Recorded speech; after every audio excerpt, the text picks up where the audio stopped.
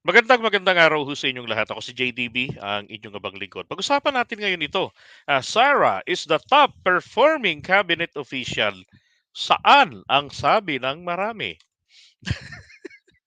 Bakit ko naman po nasabing saan? Oo nga naman, paano po kasi naman natin nasabi na siya yung top performing? Kung ang pinag-uusapan po dito is the satisfaction rating. 'Di ba? Ano ang tinanong nitong survey company? O yung Tangere. Ano ang tinanong nila? At sino po ba ang dapat na tanungin dito when it comes to performance, 'di ba? Hindi po ang taong bayan. Ang dapat pong tanungin dito, ito pong mga tao na may alam sa ating sa sistema ng ating edukasyon. Yung mga yung mga nakamatsyag talaga, 'di ba? Sa iba't ibang ahensya ng gobyerno. For example, etong grupo ng mga eksperto sa edukasyon, sila yung nakatutok. Alam nila what are the demands, 'di ba, of the changing times. Paano to tinugunan ng Department of Education Secretary? What are the programs that she initiated? And then gaano na yung naging progreso nitong inisyatibo na 'to para matugunan yung problema o pangangailangan sa edukasyon. Yun po yung dapat na na sinusuri pagdating po rito sa performance ng isang cabinet official. Abay, isa naman po itong napakalaking insulto para dun sa mga bahagi ng Department of Education na talaga naman pong ibinuhos na yung kanilang panahon, 'di ba, para sa pagpapabuti ng ating sistema ng edukasyon. Tapos yung ating secretary, ano ba yung ano 'to, yung paperclip, yung duck, 'di ba, yung duck clip, yun na ba yun? Sus Mariosep, mga kababayan, wala pang significant na resulta yung mga sinimulan nila. Yung yung pagbibigay ng pulburon dun sa bata at pagsasabi na ito para sa awareness, gano'n, ang pulburon nakaka-addict. Yung pag-usog ng araw ng o petsa ng pasukan, ay hindi pa ho nakakatalino sa bata yun. Yung may mga natapos na ng mga dating proyekto, yung mga nayari na yung repair ng mga bubong ng mga eskwelahan, hindi yan hindi yan maituturing na yan performance kung ganun lang. Sus Mariosep, eto pa, 65% satisfaction rating. Sino ang dapat nang tanungin dito when it comes to satisfaction? 'Di ba? Kasi pag taong bayan po kasi ang tinanong dito, alam nyo, umiiral po siyempre diyan yung popularity. At maraming mga politiko tayo, aminin man natin o hindi, aamin din naman po kayo, 'di ba? Nananalo sila, nakakaupo sa gobyerno, nakakapagsilbi sa atin na sablay-sablay dahil hindi po talaga sila akma dun sa kanilang posisyon. Kaya lang dahil sikat, pamilya sikat, o during campaign period may dalang mga ah, dancers na malalaking bubelya at mga macho dancers na may mga batuta. O kaya may dalang mga komedyante. Di ba?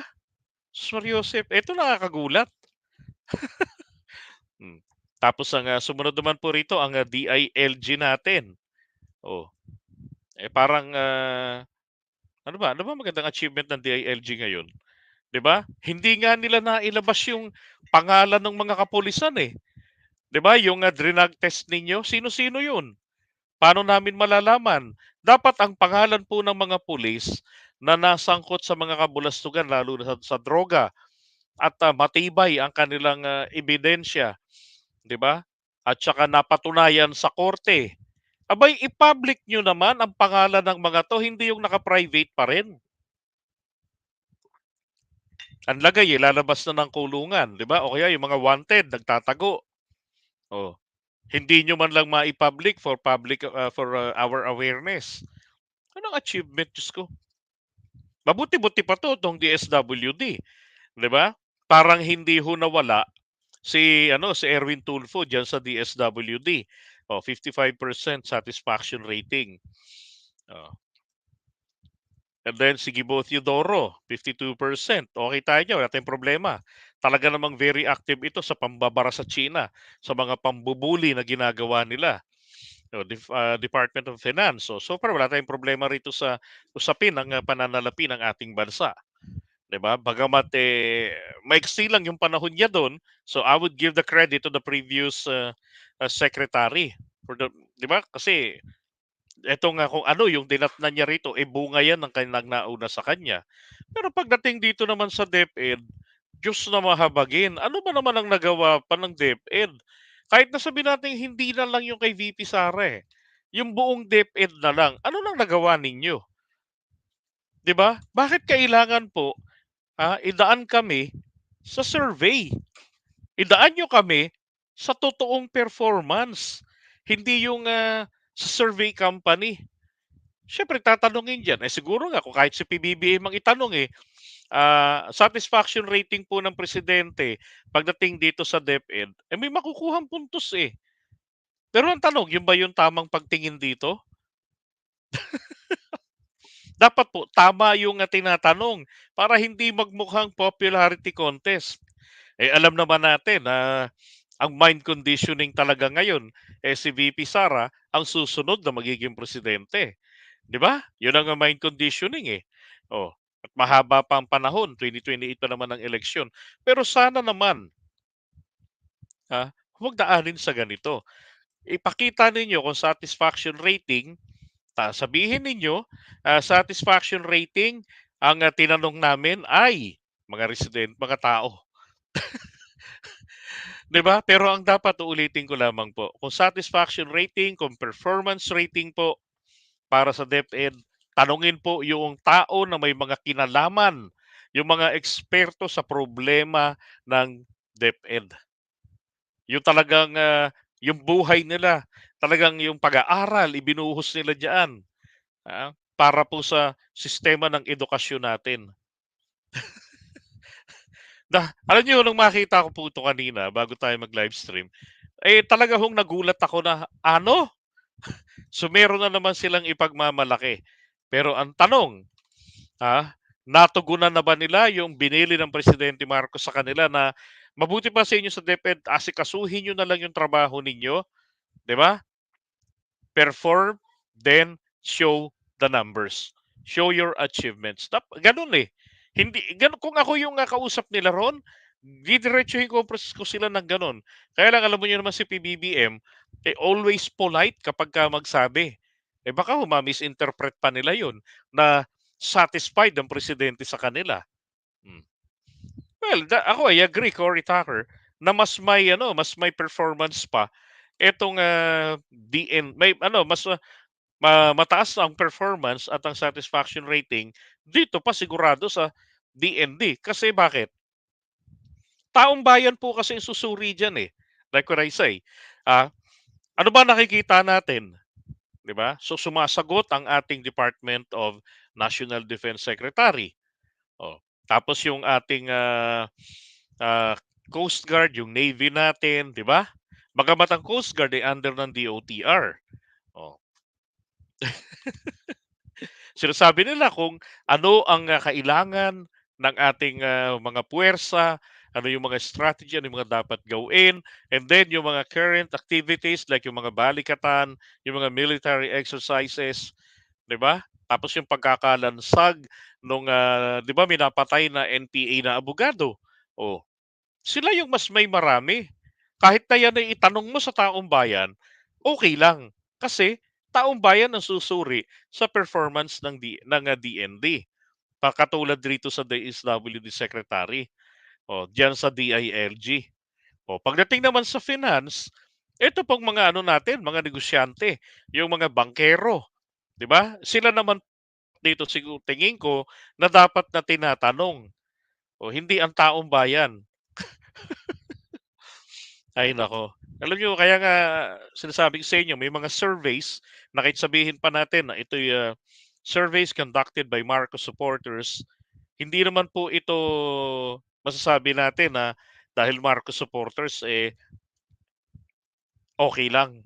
'Di ba? Meron ngang mga surveys na sinasabi ko, kapag pinagkukumpara sinong mas magaling, ang Marcos, si BBM o si Duterte, that is very, very irresponsible survey.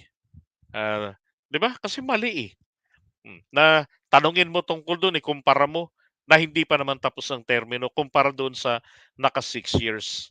Oh, sabi ni Alex, ipakali survey nga yan kung totoo. 'Di ba magandang tanong po yan, 'di ba? I agree. Sabi ni Hilda, hindi nga uma-attend 'pag umaalis si PBBM, palaging wala. Anong klaseng performance 'yan? Hindi, siya pa rin naman ang caretaker. Pero issue kasi 'pag nagpapakita pa siya, 'di ba? Lalo na't hindi sila nagkakapansinan ngayon ni First Lady. Sabi ni Erwin, "Joke lang ba 'yan, Sarah?" Ay, from a Betchay, sabi niya, "I remember dekada 60 until early 80s lumalaban ang students natin sa ibang bansa. At nakikilala tayo na magaling sa English, Math, and Sciences." I agree. Inabutan ko 'yan, 80s. Under 1986 grade 4 na ako no'n, eh. Pero hanggang grade 5, grade 6 kami no'n, we're still enjoying the quality of education nung, panahon ni Apo Lakay. DEX pa nga no'n, 'di pa DepEd. Parang, 90s na nung naging DepEd, if I'm not mistaken. So, okay pa no'n. Tapos, kalaunan wala na. Totoo 'yan, may mga competition palagi at pangarap po naming mga estudyante ang makasama sa competition kung saan kami magaling. Pangarap naming mga estudyante noon kahit, elementary pa lamang, high school, ay makasama kami dun sa mga during Teachers Week, estudyante yung mga nagtuturo, sa mga classrooms. At, ako po ay palaging nakakasama diyan. Ang hawak ko naman ay yung, sibika at kultura o araling panlipunan. Sibika at kultura pala elementary, tapos, araling panlipunan high school, yun naman, 'di ba? Yeah, GMRC meron pa nun. Ngayon naman po, meron tayong batas mula sa nakaraang administrasyon to incorporate, sa curriculum nila ang GMRC. Ang tanong, paano itinuturo ng mga guro ang GMRC? 'Di ba? Kung ang mga elementary students hindi nila mapigilan na magmukhang mga hostess, elementary pa lamang, putragis, akala mo pagpasok sa school, nasampal ng nanay nila, namumula ang mukhang pisngi. 'Di ba? Pati nguso, akala mo nasubsob sa sahig. Oh, 'di ba? Kailangan madisiplina nila muna 'yan. No, na ikaw ay bata, huwag ka munang magmukhang pokpok. Huwag ka munang magmukhang nanay. 'Di ba? Magpakabata ka muna. Ikaw ay estudyante, maging estudyante ka muna. Ibagay mo ang itsura mo sa pinapasukan mo na paaralan at hindi beer house o club. Dapat gano'n. Itanim 'yan sa isipan na ikaw ay bata, magpakabata ka, deserve mo ang respeto, ang pag-iingat ng sambayanan, lalo na ng iyong pamilya at ng pangalawang pamilya, ang eskuwelahan. Dapat gano'n, 'di ba? Igalang mo, yung paggalang sa eskuwelahan, ituro sa mga teachers, yung paggalang sa kapwa-tao, kaklase, sa magulang lalo na, paggamit ng po at opo. Hmm. I remember one time, nagpunta ako sa isang sa Nusunugan, 'di ba, nakabarangay namin. Nakikain ako do'n sa relief, services nila, yung mga niluluto ng, SSDD. So nagluto sila doon ng, matamis na ulam, corned beef na may, inihalo po sa sausage delata. So na-miss ko 'yan kasi 'yan ang kinakain po namin noong 2014 nung kami nasunugan. Ilang buwan din kaming talagang hikahos no'n. 'Di pa ako vlogger no'n. Call center agent pa lang ako no'n at barangay employee at the same time, hanggang ngayon pa naman. Alam niyo, natuwa ako kasi nakita ko na naman po uli yung mga bata na nakapila. Nasa unahan ang teacher. Kaya lang nalungkot ako, wala pang gumagamit ng po. Puro, "Teacher, teacher, 'di ba?" Yung gano'n. Pero yung pila, natuwa ako, nakita ko uli. Bago sila pumasok ng classroom, bandang malapit sa gate pagpasok, na do'n sa lilim, nando'n nakapila yung teacher, sila sa likod ng teacher. Parang mga ano, parang mga bibe. Ah, Malakad yung nanay, nandun sila sa likuran. So sana naman po, 'di ba, mabigyang diin ng ating DepEd ang pagtuturo ng GMRC ng disiplina sa mga kabataan, ng pagmamahal sa bayan. Yan ang dapat po. Tapos ibalik yung mga tawag diyan, yung mga um, contest, 'di ba? Um, Quiz bee, yung spelling, ah, yung declamation, yung mga gano'n. Tapos nagkakalimutan na tayo, ha, yung military training, 'di ba? Yung citizens military training diyan po sa high school, kamusta na? 'Yan ang mga pulitiko nating lintik. Binabaon na tayo po talaga sa haba ng panahon, tapos limot-limot, eto na, wala na. 'Di ba, wala tayong balita. Hmm, Diyan sa bagay na 'yan. Oo. Yeah, merong foreign language. Alam niyo po, ano, sabi nga ng iba, merong Spanish dati sa high school. Hindi ko inabot, but I always agree na magkaroon tayo ng multilingual, 'di ba? Bakit? Ang call center po ay kung hindi na nangunguna, at least po tayo pumapangalawa pagdating po sa BPO industry. So kinakailangan natin dito mag-invest tayo sa language. Kahit ano pang maging lengguwahe natin, hindi po 'yan makakapagpaalis ng sense of nationalism natin. Hindi totoo yung katulad ng sinasabi nila. Dapat mag-invest tayo. Para pag-graduate nito, senior high, hindi man na magaling yung curriculum ng last 2 years, at least multilingual yung bata. Pag-graduate niyan, call center. 'Di ba? Hindi yung ang ending nito pag-graduate, sa bakery o sa labahan o, 'di ba? O mag-construction. Tapos as ano lang doon, piyon, magkano lang ang sahod, delikado pa. 'Di ba? Dapat maging tulong 'yan sa kanila maging productive. Kayo naman bakit na naman pagba-basketball 'yan? Okay, so anyway, iwan muna natin yung topic na 'yan. Pero basta